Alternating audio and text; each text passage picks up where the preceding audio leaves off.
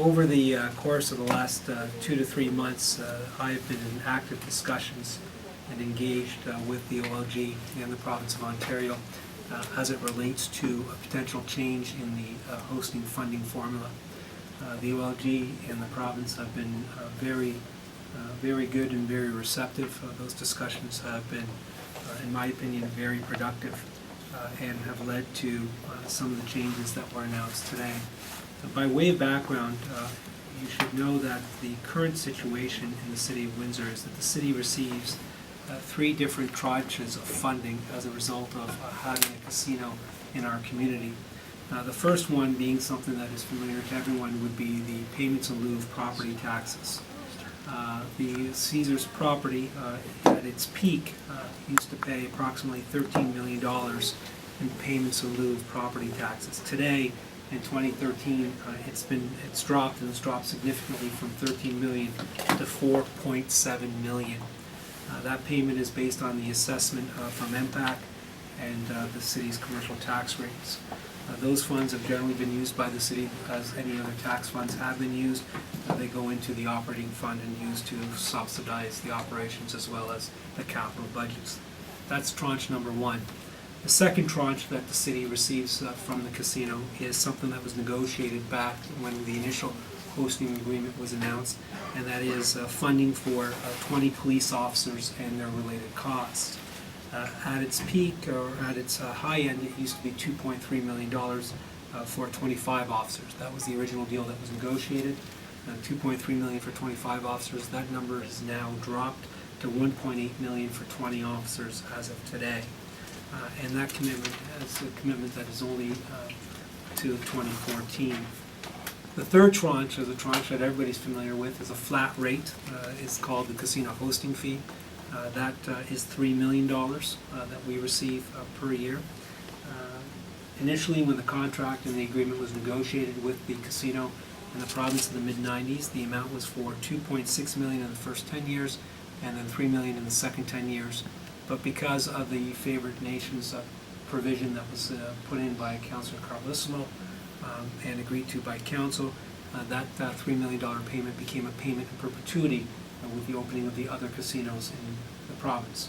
So by way of background, those are 3 tranches: the casino hosting fee, the police funding, as well as payment in lieu of taxes.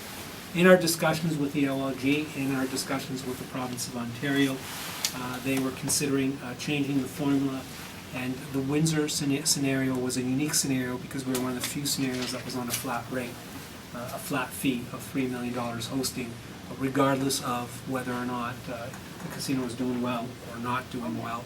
And the casino and the police situation was somewhat unique as well with regards to funding in that regard. So in our negotiations and discussions with the casino, we wanted to ensure that any change to the formula that was being contemplated was a change to the formula that was fair and equitable for all cities in the province of Ontario that host a municipality, or municipalities that are acting as hosts for casinos or OLG properties. The last thing we wanted was a situation whereby you had one facility in the GTA area with a different funding arrangement compared to a facility in Windsor, Ottawa, or Niagara Falls, especially given the fact that obviously Windsor was the first in gaming, and we had certain commitments made to us in the agreement with regards to the favored nation clause. As a result of that, those discussions led to the announcement today. The announcement today, I think you all have a copy of from the Government of Ontario with regards to a share of slot revenue as well as a share of table games. Now, what they are also doing, and this is subject to Council agreeing to it, we have to sign off on a new agreement, but I would certainly recommend this to City Council. City Council has been aware of the fact that I've been having discussions with the OLG in the province, so this will not come as a surprise to any of them, although some of them may claim it's a surprise. It is not a surprise. They've been fully apprised of this. They know that we've been having these discussions.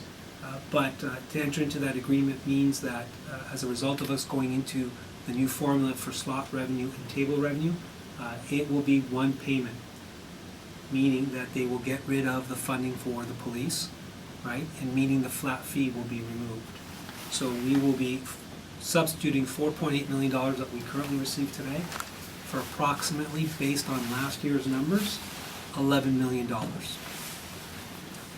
Now, before everyone jumps the gun and says that this is going to be a windfall, the difference, obviously the $4.8 million that we'll receive today and the $11 million that we'll be receiving as a result of the new arrangement, it will be my recommendation that those dollars go towards covering the appeals provision that we have in our budget that currently is an unfunded liability, and those are the reassessment appeals. So these dollars need to go towards that reserve. Remember I said to you at the very beginning the casino was paying us $11.3 million or $13 million in property taxes. Today they're paying $4.7 million. There's a significant gap there.